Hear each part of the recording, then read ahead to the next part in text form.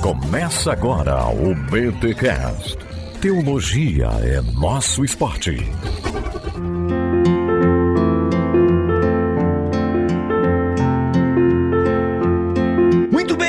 Muito bem. Começa mais um BTcast de número 438. Eu sou o Rodrigo Bibo e, olha, como diz meu amigo Ismael Sobrinho, às vezes a ideação suicida do crente é pedir pela volta de Jesus. Fala, gente, tudo bem? Aqui é o Vilibaldo e a Bíblia é um livro que trata da morte, mas que ensina o caminho da vida. Olha... Olá, aqui é o Renato e espero que essa conversa de alguma forma te alcance e te abençoe. Muito bom. Já estamos aqui com Vilibaldo e Renato Bastos para falarmos um pouquinho sobre, e aqueles personagens bíblicos que pediram para si a morte? Será que a gente pode falar sobre isso? Claro que a gente pode, né? A gente tá fazendo um podcast sobre isso, eles escreveram um livro sobre isso, né? Mas e aí? Bíblia e saúde mental. Vamos falar de alguns personagens bíblicos que pediram para si a morte. Vamos falar de saúde mental, enfim, tem muita coisa boa pra gente discutir aqui neste BTcast. Não é Setembro Amarelo, não é janeiro. O que é janeiro mesmo? Que fala também é de saúde mental, janeiro.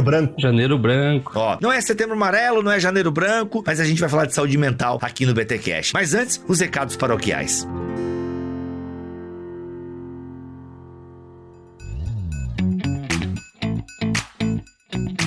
E nos recados paroquiais dessa semana, galera, aqui é o Tuller, o editor do BTcast, e eu estou aqui hoje para dar os recados para você. E o primeiro deles, é claro, você pode comprar o livro que está sendo falado aqui nesse episódio do BTcast, E Pediu para Si a Morte. Personagens bíblicos que quase desistiram, você pode comprar no nosso link direto da Amazon. Tá aqui na descrição deste podcast. E o outro recado vem da nossa parceira Fabapar. Se você quer fazer uma pós-graduação, se você quer aprender teologia reconhecida pelo MEC, é só você acessar o link aqui da descrição do BTcast e utilizar o cupom BIBOTALK, que você vai ter melhores condições aí para você fazer o seu estudo de teologia. E por último, você bem rapidinho, eu quero falar sobre os mantenedores. Se você não é um mantenedor aqui do Ministério Bibotalk, eu convido você a fazer parte deste ministério. Tem grupo no Telegram, tem lista de distribuição, tem sorteio de livro,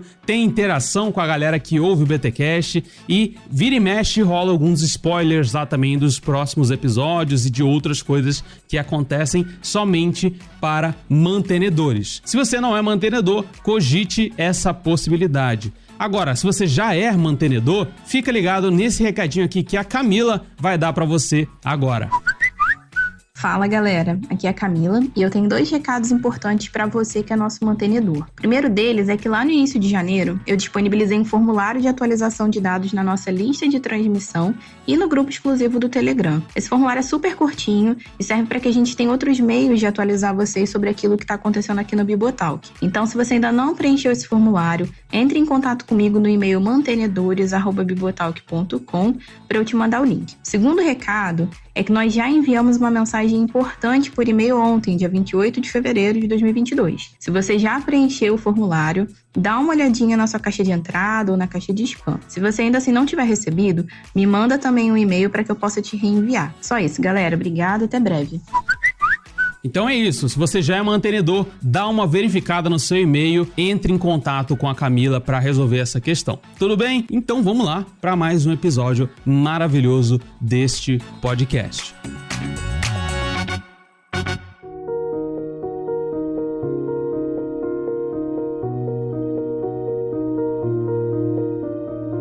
Meus amigos, por favor, se apresentem rapidamente aqui para nossa audiência do Bibotalk. O Vilibaldo, se não me falha a memória, já veio falar sobre morte na Idade Média aqui, certo, Vilibaldo? Certo, o pessoal vai achar que eu amo a morte, certo, né?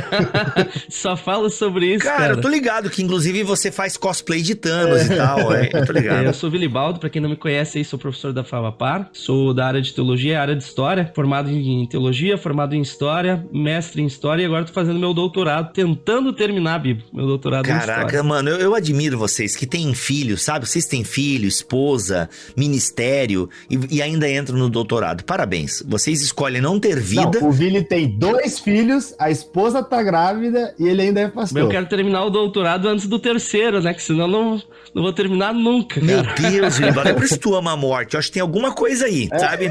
Eu não sou psicólogo, mas eu acho que tem alguma coisa aí, Vilibaldo. Não sei. Não, quando ele me ligou falando, não conta pra ninguém, mas a Ju tá grávida, eu sentei e chorei. Falei, Senhor, tenha misericórdia, porque o que ele vai fazer? Caraca, mano, olha aí. E você, Renato, quem que é você? Eu sou o Renato, eu sou pastor aqui em Curitiba, sou professor na FABAPAR, minha primeira formação é psicologia, então sou psicólogo, também sou teólogo, vim estudar teologia na FABAPAR e por aqui fiquei. E hoje, né, faço parte da casa, cuido também de outros projetos dentro da FABAPAR, como o cuidado e acompanhamento dos nossos vocacionados. Sou pós-graduado em gestão de conflitos, aconselhamento pastoral, capelania, enfim, ainda não ingressei o mestrado, mas tá na meta, mas por enquanto eu decidi ter um filho, então o meu mestrado ficou em segundo plano. Olha aí. Agora é o mestrado da vida, né? Mestrado da vida. Da vida. Olha aí. Mas, pô, legal, muito bom. Seja bem-vindo aqui ao BTcast, Renato. Galera, é o seguinte, vamos lá direto ao ponto. Vocês acabaram de lançar aí um livro show de bola, E Pediu para Si a Morte. Personagens bíblicos que quase desistiram. Olha aí, publicações FABAPAR. Parabéns, gente. E aí é o seguinte, personagens bíblicos que quase desistiram. E, consequentemente, acho que tem a ver com o título do livro, que pediram para si a morte. Galera, eu queria uma relação, a gente não vai falar de todas, mas assim, de cabeça, quais personagens bíblicos que vocês abordam no livro que está registrado na escritura que eles tiveram uma angústia tão grande que pediram para si a morte? E aí? A lista, ela tá relacionada ao próprio propósito do livro, né? O livro, ele trabalha muito a questão da prevenção ao suicídio. Então, ao invés de olhar para os casos de suicídio na Bíblia, que tem, né? A gente sabe Saul, o escudeiro dele, Sansão, Aitofel e vários outros. A gente olha para os casos de prevenção. Pessoas que desejaram a morte, mas que Deus amparou e cuidou. Esses personagens a gente pode, né, listar que são Moisés, Elias, Jó, Jeremias. Nós temos também Rebeca, Davi. Faltou algum? Faltou um, né, o Jonas. Renato? Jonas. Olha aí, gente. Então esses foram os que pediram a morte, cada um pela sua razão, mas todos aí foram cuidados por Deus de alguma forma. Bem, tu citaste ali Sansão, aí daria uma discussão aqui teológica também sobre... Longa. Uma discussão teológica longa, né? Sobre a questão aí do Sansão, se ele se suicidou. Aliás, ele tirou a própria vida, né? Mas e aí? Aí a gente tá num campo que a gente não vai discutir o suicídio aqui, propriamente nesse podcast, galera. A ideia é justamente falar da prevenção, né? Que é algo que acontece, é uma mazela que tem acontecido entre os nossos irmãos, inclusive, né, desde 2018, um alto índice de pastores, né, tirando a própria vida. É um problema que a igreja também enfrenta, né? Aí, Renato, no Off Topic, a gente conversava, eu acho que seria legal a gente trazer isso aqui pro podcast, que é a diferença entre ideação suicida e o desejo, né, o pedir pela morte. Eu queria que você explicasse para nós, por gentileza. Se a gente fosse dar a terminologia correta, que seria o comportamento suicida e a ideação suicida. Quando a gente fala sobre desejo de morte, a gente está falando daquele que, por alguma circunstância adversa, não dá pra gente listar aqui, porque a gente entraria numa lista que vai... Enfim, é muito pessoal, vai muito da realidade. Assim, o que me causa dor não necessariamente causa dor. O que me causa angústia não necessariamente gera angústia no seu coração. Então isso é muito pessoal, de acordo com cada um. E quando a gente pensa prevenção ao suicídio, quando a gente pensa um assunto tão difícil de tratar, como a gente estava conversando aqui também, a gente precisa separar as coisas. Existe, né, essa diferenciação entre o comportamento suicida e a ideação suicida. O livro, ele vai tratar a respeito do desejo de morte, que se a gente pudesse classificar, seria uma prévia, o início de talvez uma ideação suicida, ou seja, aquele que começa a planejar, começa a pensar, começa a construir essa possibilidade, ou não, ou simplesmente um desejo que ele teve ao longo da vida dele. Eu até gosto muito de falar por isso, a gente tem muita dificuldade de falar sobre crise de ansiedade, crise de pânico ou outras doenças psicológicas, enfermidades psicológicas do nosso tempo, mas a verdade é que todos nós, todos, absolutamente todos, em algum momento da vida passaremos por ela, mesmo que em níveis diferentes. Conversando nesse tempo que nós vivemos nos últimos anos, né, a gente conversando com outros colegas, um colega chegou e falou para mim: Renato, quem é que não está sofrendo de ansiedade e depressão neste tempo? Absolutamente todos, em níveis diferentes, em proporções diferentes, em realidades diferentes. Então a gente poderia dizer, Bibo, de uma forma aqui muito tranquila, de que em algum momento você vai desejar acabar com tudo, mesmo que você não queira tirar a sua vida. Mas você vai desejar que aquilo acabe, que aquilo se encerre, como você colocou, né?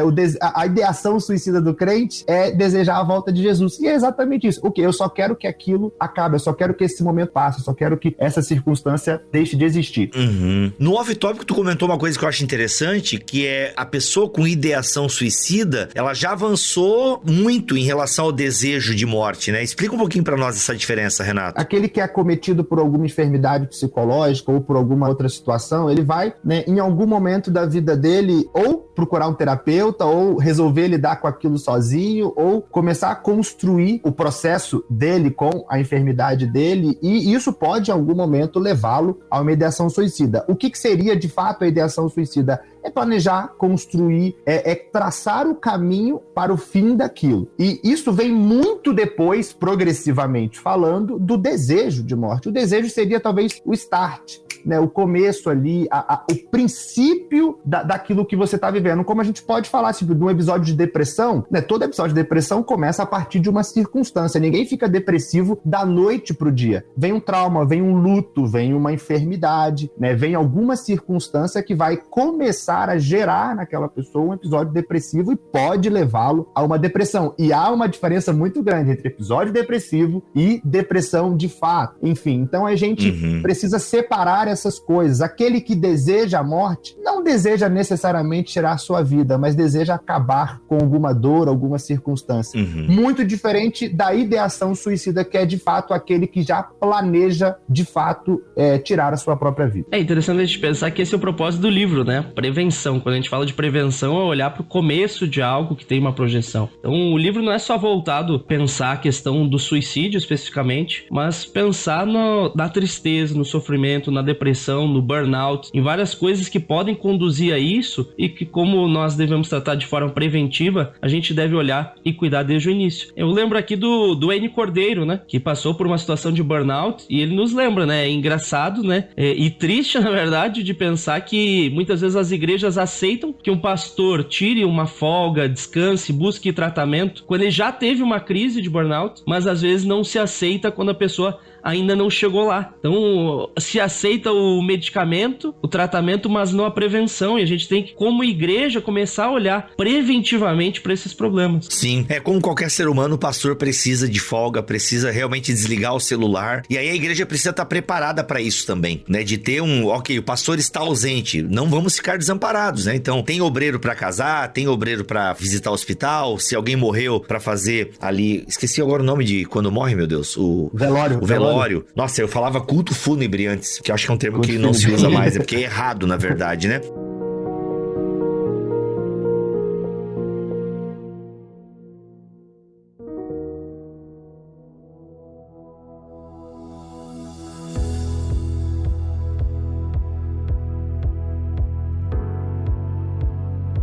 Vamos lá, então. Vamos falar de pelo menos aí alguns personagens bíblicos que vocês trazem no livro, né? O Vilibaldo já falou. Moisés, Elias, Jó, Jonas, Rebeca, com certeza, até porque estamos aí no mês da mulher, eu quero entender esse sentimento e esse pedido da Rebeca. Mas vamos começar com Moisés, então, né? Um grande homem de Deus, sem sombra de dúvida, importantíssimo no cristianismo e no judaísmo. Então, assim, uma grande personagem da Bíblia, mas que teve esse desejo que, como vocês falam, acontece e pode acometer a todos nós em algum momento. E aí, gente, Moisés, como é que é essa luta de Moisés aí, esse desejo que ele teve? Moisés é personagem de 3.000 anos atrás, mas que tem muito para nos ensinar, para nós hoje, para realidades que envolvem, inclusive, coisas que você falou, né? A questão do celular. Tem a ver com Moisés? De certa forma tem, se a gente parar pra pensar. Moisés era alguém que vivia dentro do seu trabalho.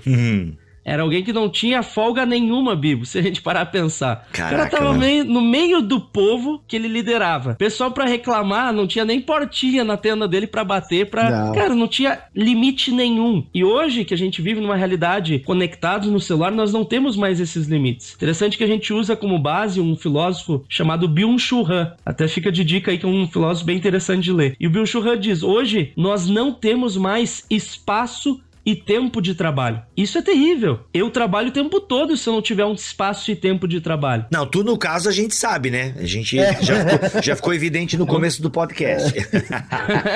Né? Mas fora esse trabalho, né? O trabalho, digamos, oficial, lá no Fabapara, né? Tem muitos que batem o ponto lá, tem o espaço de trabalho. Mas se eu parar a pensar, o trabalho como pastor, por exemplo, gente... O trabalho como pastor não tem ponto, não tem um espaço, porque às vezes a gente tá em casa, recebe mensagem, recebe ligação, recebe pedido por parte das pessoas e a gente precisa começar a pensar a respeito disso, dos efeitos disso na nossa vida. E Moisés é alguém que sente isso de forma extrema ao ponto de desejar a morte, ao ponto de falar, olha, não aguento mais, Deus, se possível, me leva. E Deus mostra pra ele que tinha uma solução simples que ele não enxergava. Então, ele fala, né, sozinho não sou capaz de carregar todo esse povo, o peso é grande demais. Se assim que pretendes me tratar, mata-me de uma vez. Para mim seria um favor, pois eu não veria essa calamidade. Mas, gente, era algo simples. Ele precisava de pessoas para ajudar ele. Precisava dos ajudantes que Deus vai direcionar. 70 ajudantes. Mas Bibo, ele não conseguia enxergar, cara. Antes de Jetro, Moisés teve esse sentimento, então, esse pedido, essa estafa aí, né? Isso. E por que ele não enxergava? Ele diz, sozinho não sou capaz, e nem pensa na possibilidade de ter pessoas junto com ele. Porque quando a gente está envolvido em um problema que causa uma angústia de morte, a gente não consegue olhar para além dele. Aqui em casa, quando eu fico angustiado, não necessariamente nesse ponto, mas às vezes eu saio com a minha esposa pra gente passear e conversar. Porque quando um tá angustiado, o outro consegue ver para além e ajudá-lo a ver para além do problema. Então isso é algo bem importante. Esses dias mesmo eu falei, nossa, amor, tô muito preocupado com isso, aquilo. A gente saiu para conversar, ela me fez ver que tinham soluções simples, que eu simplesmente não enxergava. Então essa é uma das lições de Moisés.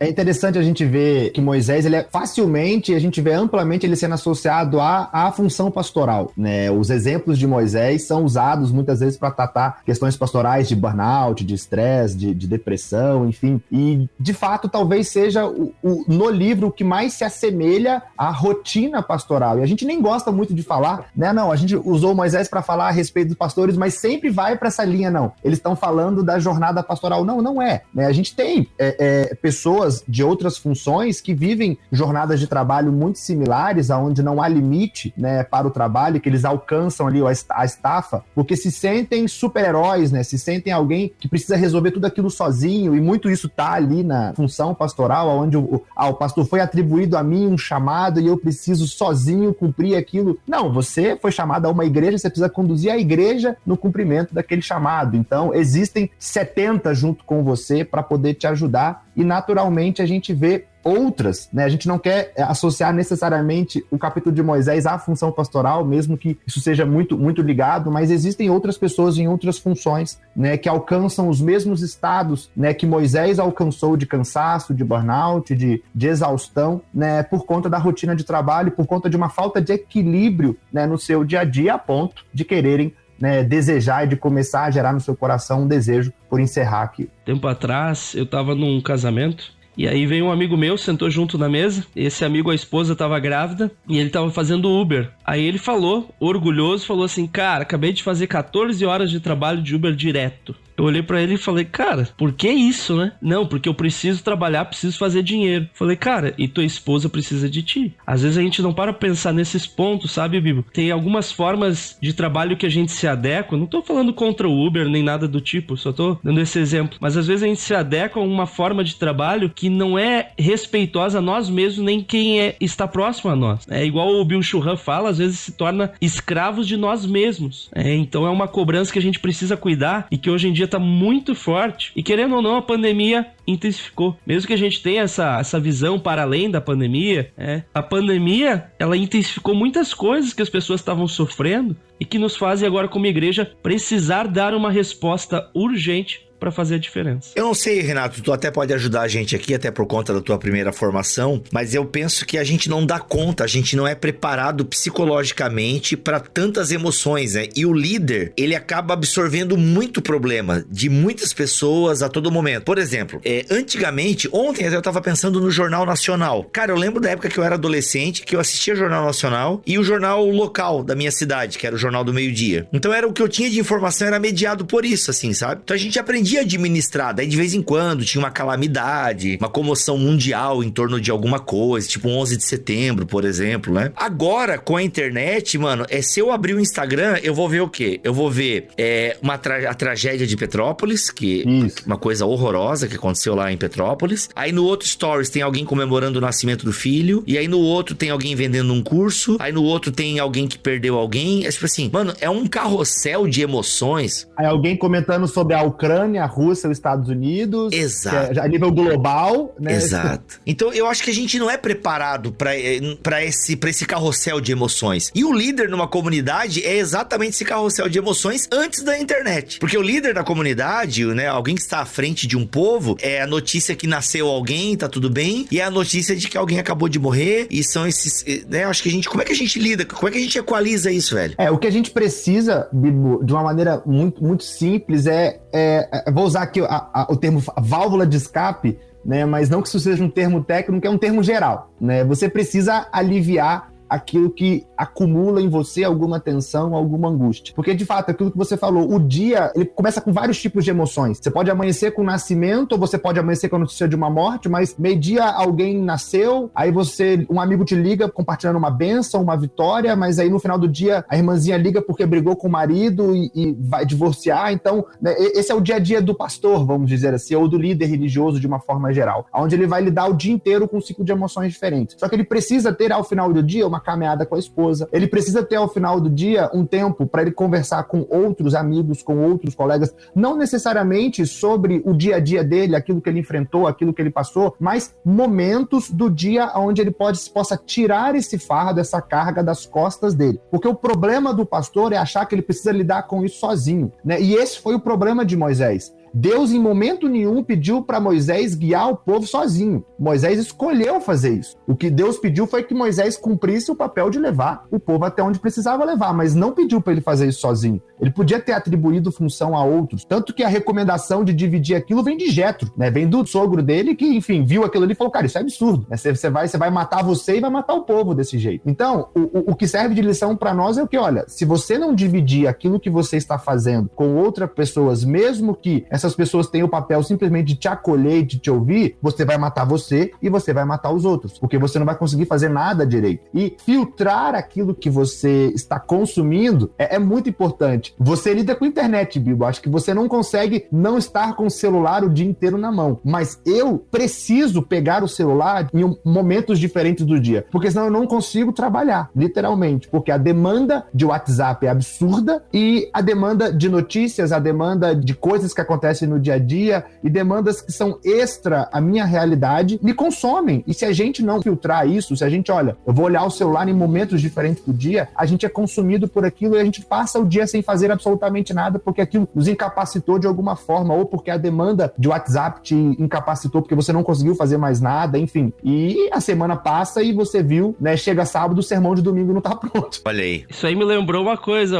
Renato. A gente veio aqui fazer propaganda do livro, eu vou fazer propaganda de outro livro, que é o Ontem Esponja, Amanhã Peneira, do Marcos Botelho e Victor Fontana. É um livro bem interessante nesse sentido, né? Que eles falam, né? Antigamente o pessoal tentava absorver o máximo de conhecimento possível, de informação. Hoje em dia não tem, cara. A gente precisa filtrar e precisa aprender a como filtrar. Agora, voltando pro nosso livro trata um pouco disso, de pessoas que não souberam filtrar e que Deus foi ajudando. Então Deus faz esse caminho. E Deus direcionar essas 70 pessoas para ajudar Moisés, transforma ele. E é interessante a gente comparar Moisés com Josué, porque há o caso ali daqueles que não vão, né, para onde deveriam ir para serem direcionados como líderes e tudo, mas eles recebem o Espírito de Deus e começam a profetizar. E aí Josué diz, Moisés, proíbe que os caras profetizem, não pode isso, né? E aí Moisés fala, não, você tá com ciúme por mim?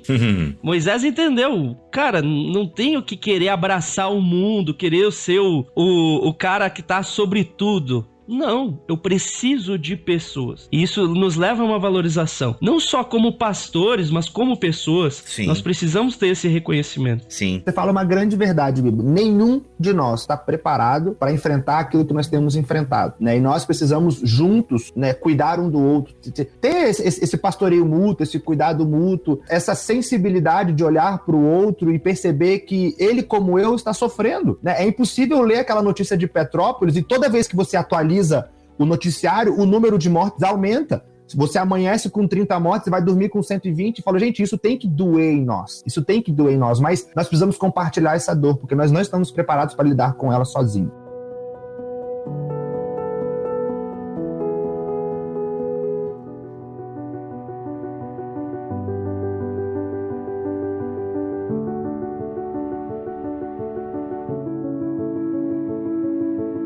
E, gente, é importante a gente fazer de novo esse comentário que fizemos no início do podcast e talvez você não tenha prestado atenção. A ideia, né, do livro, a ideia desse podcast é pessoas que estão passando por um momento complicado e acabam tendo esse sentimento, esse desejo de morte. Ou seja, né, Renato e Vilibaldo, não é um caso clínico, tá, gente? Então, assim, tem casos que são clínicos e aí não adianta ajuda, não adianta abraço. Eu digo isso porque, com certeza, tem pessoas que se sentem mal porque perderam alguém pro suicídio. E aí pode ter aquela culpa assim, pô, se eu tivesse ligado mais, se eu puder... Ó, gente, eu vou dizer pra vocês, eu tive um amigo que tirou a própria vida, e o primeiro sentimento que eu tive quando eu recebi a morte, né, a notícia da morte dele foi, caraca, era pra eu ligar pra ele semana passada e eu não liguei. Poxa, se eu tivesse ligado. Aquela ideia de que se eu tivesse ligado, eu teria, né, pô, ele não teria tirado a própria vida. Depois eu descobri que, né, ao longo de 2 semanas seguidas, um outro amigo nosso em comum tava com ele todo dia, entendeu? E acolheu o cara na casa dele, inclusive, e mesmo assim, não adianta, esse nosso amigo já tava com a ideação, tudo, né, tava determinado e tal, e ainda tinha outras questões envolvidas como drogas e por aí vai. Então, assim, o que a gente tá falando aqui é uma prevenção, galera. Claro. De pessoas que não é um problema clínico que tem que ser resolvido com terapia e remédio, tá? Exato. Agora, o grande lance aqui de vocês dois, né, e do livro de vocês é que, gente, é bom que a gente cuide, né? No caso de Moisés aqui, gente, Moisés, divide essa carga aí, irmão, que o Espírito Santo desça sobre outros também, né? Reparte a parada aí, porque de fato, se a gente não cuidar, a coisa pode virar clínica, né? E aí fica mais complicado. Exatamente, viu?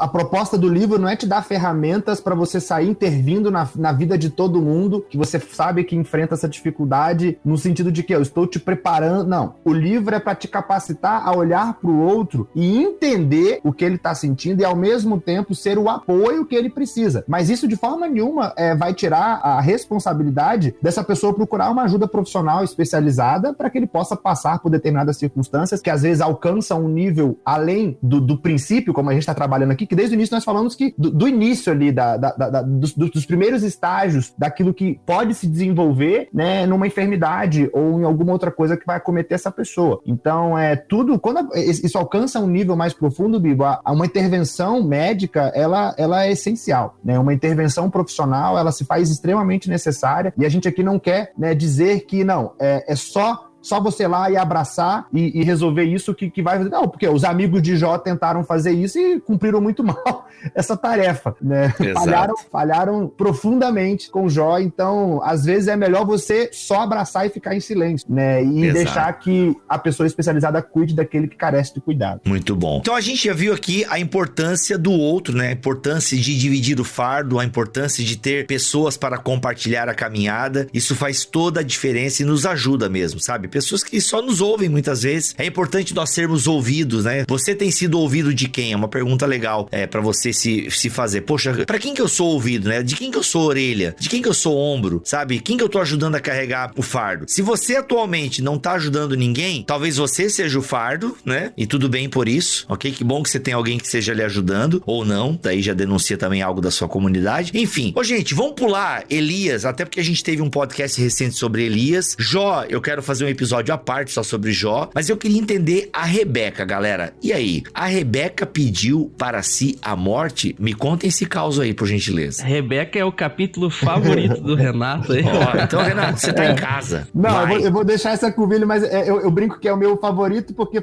eu nunca tive... a gente lê a Bíblia, né? A gente tem ali a vida devocional da gente, a gente passa por esse texto e passa assim, né? Passou o texto. Mas o Vili teve a sabedoria de extrair um princípio, né? Uma realidade na personagem Rebeca que me surpreendeu, e então eu tenho um apego pelo capítulo de Rebeca, eu diria assim. Aí o Vili brinca que é meu capítulo preferido, mas vou deixar o Vili falar sobre a Rebeca. Rebeca, a gente vê o pedido de morte, digamos assim, em Gênesis 27:46, quando ela diz assim: estou cansada dessas mulheres hititas que vivem aqui. Prefiro morrer a ver Jacó se casar com uma delas. Qual que é a questão? Olha só que interessante. Na fala dela, ela diz que prefere morrer do que ver Jacó casar com mulheres hititas. E a conversa que ela tá tendo é com o marido dela, falando, nosso filho casou com mulheres hititas, se referindo a Esaú, agora eu prefiro morrer a ver Jacó também casando. Só que isso tudo, Bibo, é uma estratégia dela, porque ela sabia que Esaú queria matar Jacó e ela precisava despachar Jacó para ele se salvar. Aí ela pensa, se Jacó fugir, ele é um foragido, mas se o pai dele mandar ele lá pra casa dos meus parentes, ele vai ser acolhido. Então ela faz isso, ela manipula o esposo dela para salvar a vida do filho. Daí tu pensa, poxa,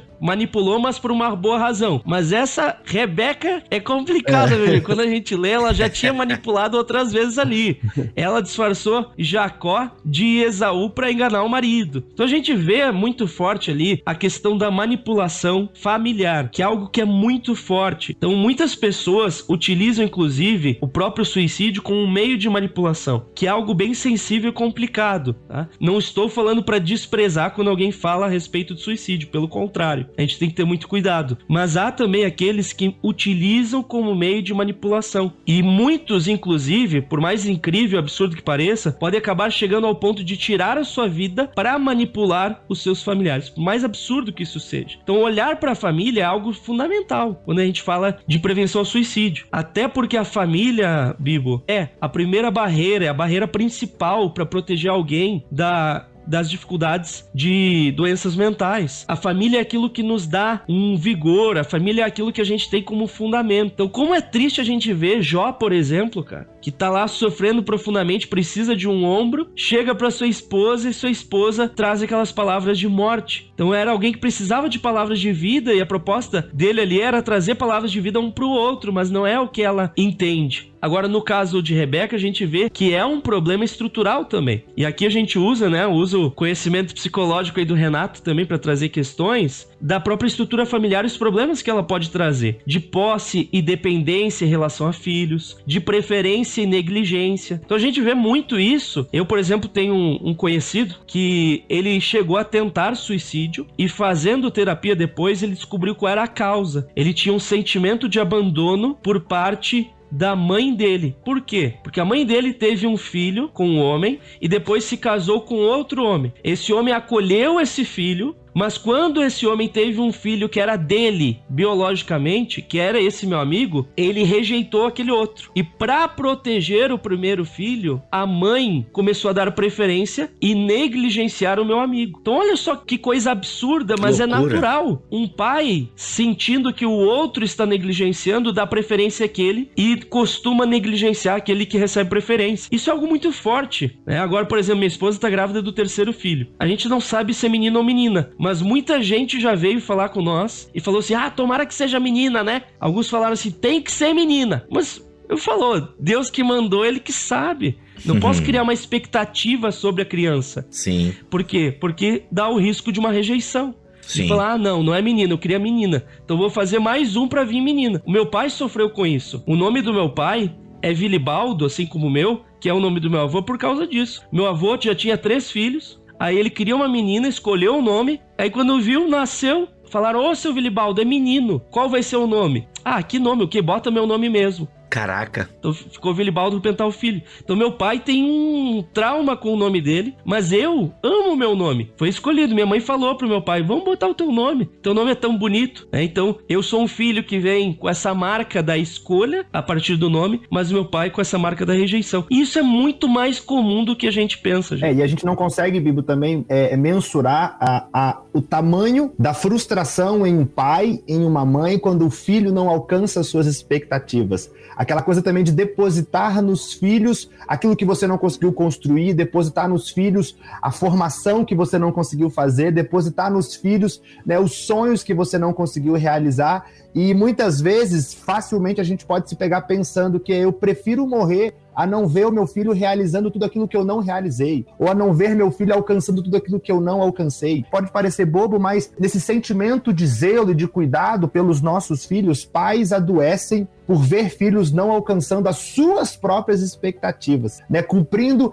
as suas próprias preferências. E quando a gente vê o filho tomando outro caminho, que não é um caminho ruim, mas é um caminho que ele entende ser o melhor para ele, aquilo me fere de tal maneira que eu adoeço. Eu adoeço a ponto de, como Rebeca, falar, eu prefiro morrer do que ver meu filho fazendo isso daí, ou alcançando isso daí. Então, essa expectativa dos pais aos filhos é algo que muitas vezes a gente não dá atenção, mas fere coração de pais e de mães e levam pais e mães a procurar ajuda e muitas vezes enfrentar dificuldades como essa. E os filhos também, né? Às vezes o filho, por causa de uma expectativa do pai, pode sofrer profundamente porque o pai bota aquela pressão pra fazer. Quanta gente, né, Bibo, faz medicina, direito, arquitetura, sei lá o quê, por causa de uma pressão paterna ou materna, e aí vive com aquela frustração, né? Até tem o caso do teu professor, eu tenho duas situações, uma na minha família, essa nem tá no livro, né? Que é a minha mãe, né? Quando eu tive a confirmação do meu chamado, ali com 14 anos, num congresso da MPC, eu fui pra casa...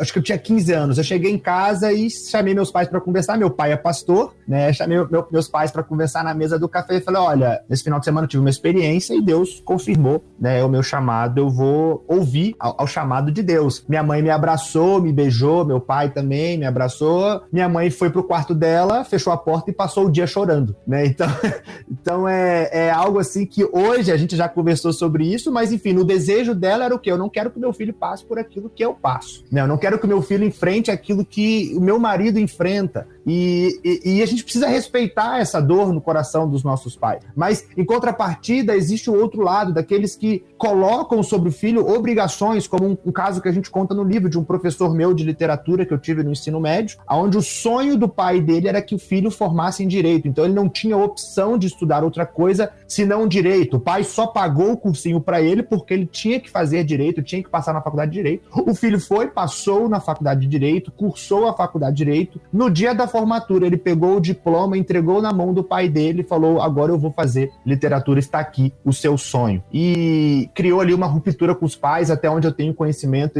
eles nem conversavam mais. Foi ali, né? A ruptura aconteceu ali, de uma expectativa que foi colocada como obrigação sobre as costas de um filho. O filho foi, cumpriu, mas olha, eu não vou viver minha vida dessa forma, não é o que eu quero, e foi fazer literatura. E era um professor de literatura muito bem sucedido, por sinal, né? Vivia muito bem, né? Era apaixonado por literatura e não tinha o que se discutir em relação a isso, mas o sonho do pai era outro, e isso criou uma objeção muito forte, né? Uma ruptura muito forte no relacionamento familiar.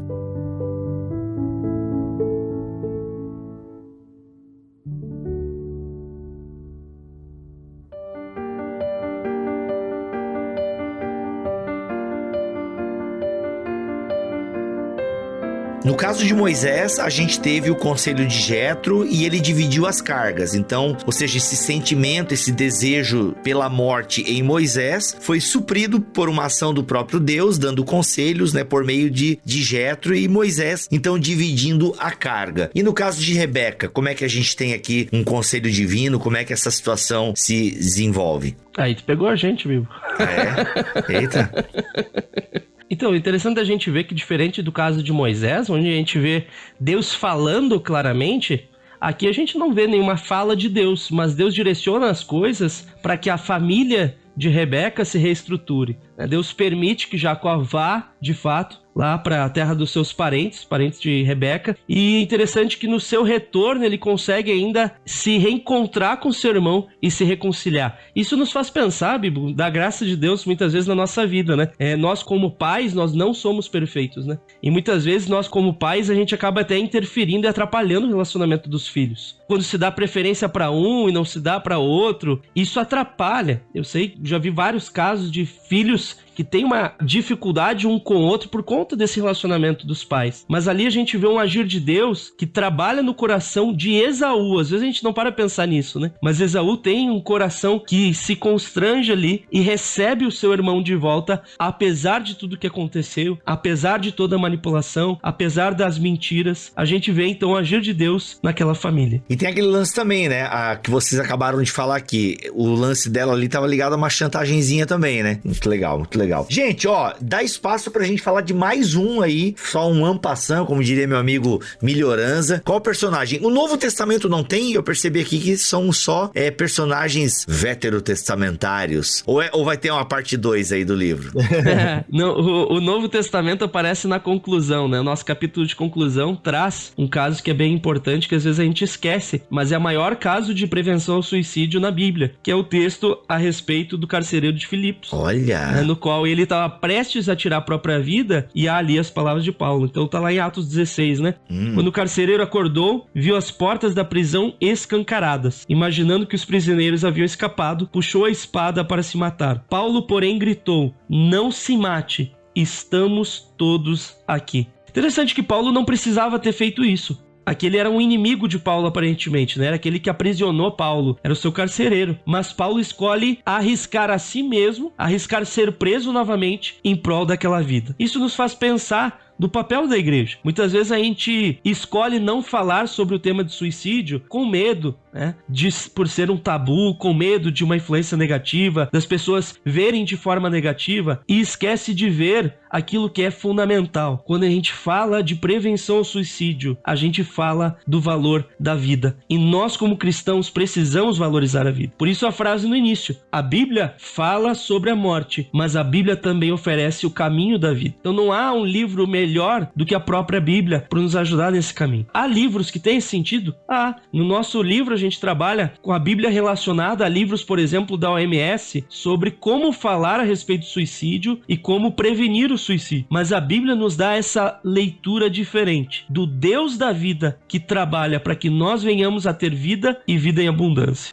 E Bíblia, eu queria falar como profissional da área e pastor e professor na Fabapar das disciplinas que dialogam com a psicologia. A gente vê ainda, Bibo, em 2022, uma grande dificuldade de se trabalhar enfermidades, de trabalhar saúde mental, de entender a necessidade da ciência, né, no cuidado do outro. E eu falo aqui da psicologia e falo também, como a gente colocou, no tratamento psiquiátrico, algumas coisas assim. A gente precisa, né, através, né, de materiais como estes e de um discurso bem preparado e fundamentado, vencer esse discurso reducionista que ainda permeiam as nossas igrejas. Como o Vili colocou muito bem, às vezes a gente não fala sobre um assunto porque a gente acha que aquele assunto não cabe no nosso meio. Meu amigo, no dia que você descobrir que alguém está sofrendo, né, num nível, ou alguém tirar a própria vida no meio da sua comunidade religiosa, vai ser tarde demais para começar a falar sobre esse assunto, né? Por quê? Porque por mais que é apenas uma vida, a dor daquilo é muito coletiva, o sentimento de culpa, o sentimento, como o Bíblia colocou, por que eu não liguei, por que eu não fiz nada? Querido, fazer essa pergunta para você depois, infelizmente, desculpa te dizer, vai ser tarde demais. A gente pode começar a conversar sobre isso de uma forma leve, porque falar sobre o suicídio é trazer à tona aquilo que para muitos está oculto, e você vai dar a chance daquele cara começar a falar sobre aquilo, e talvez você nem imagine, talvez você não perceba, para que em algum momento você possa dizer: por favor, não se mate, estamos todos aqui. Tanto é, Bíblia, que as pessoas que, como você, conhecem e são próximas a alguém que morreu por suicídio, têm um nome: sobreviventes de suicídio. E essas pessoas muitas vezes precisam também ouvir uma palavra a respeito de vida. A morte acabam muitas vezes parando, a gente precisa dessa palavra. Então, por exemplo, falando sobre essa temática em sala de aula, porque graças a Deus a Favapar nos dá espaço para isso, eu descobri que uma aluna minha era sobrevivente de suicídio. O marido dela tirou a vida. Então, e como foi importante para ela ter um espaço de conversa, para ela expor isso, conversar comigo. Como foi importante isso? Como é importante a gente trazer a palavra, porque a gente não sabe o que o outro tá passando. Não só um desejo de morte, mas talvez algo mais sério. Por exemplo, eu fiz um grupo de conversa com alunos tempo atrás, para conversar como é que eles estavam, por causa do acompanhamento na pandemia, né? E numa dessas conversas, conversando com esses alunos, um pediu a palavra e falou assim: gente, é muito importante estar aqui com vocês conversando. E saibam que eu queria expor a vocês que eu comprei, algumas semanas atrás, uma corda com a intenção de me matar. Mas graças a Deus, através de vocês, eu estou olhando pra vida. Olha. E veja, já era alguém que não tava nem no desejo de morte, já tava numa ideação.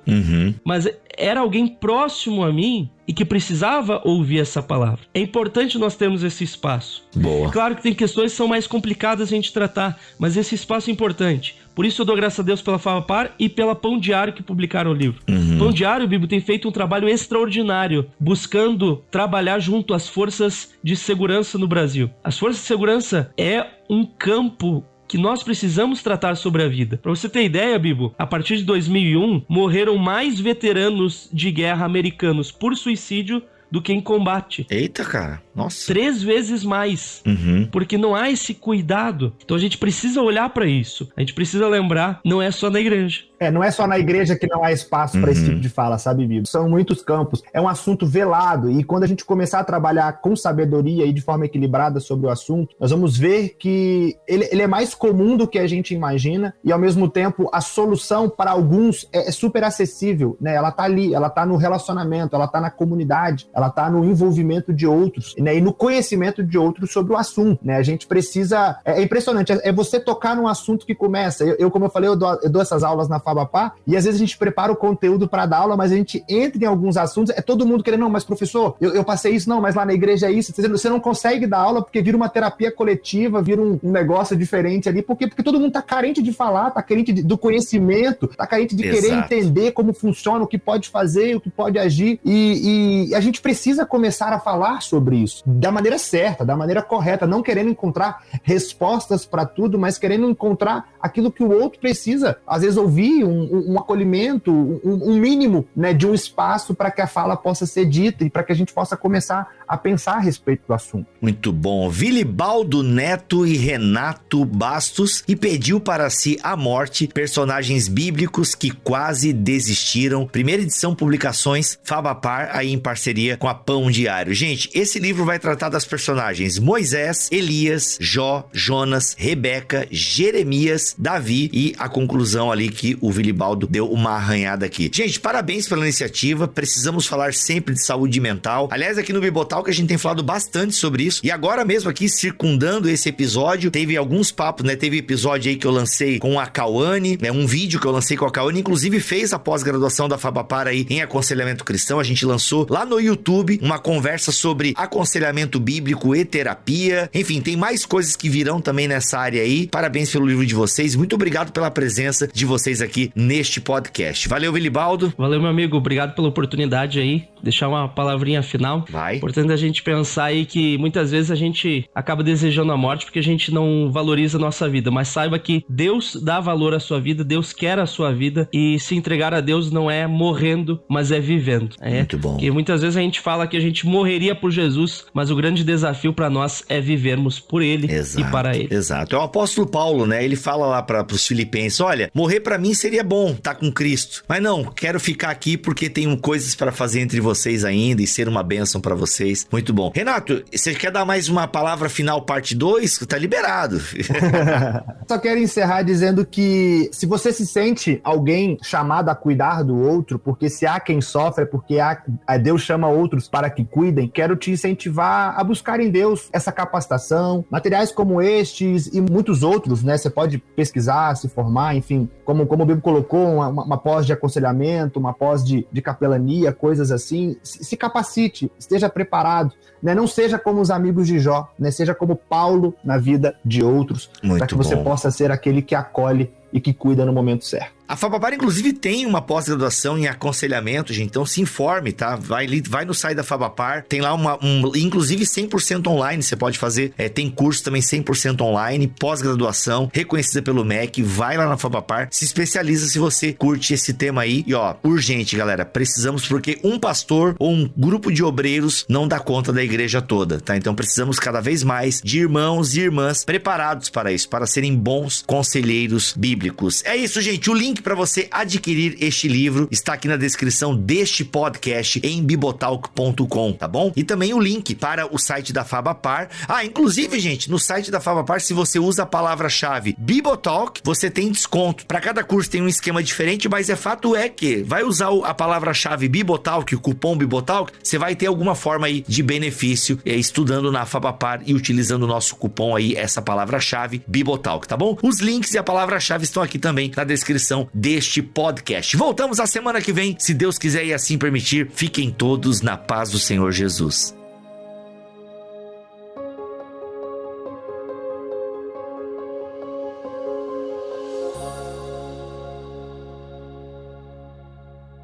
Este podcast foi editado por Bibotalk Produções.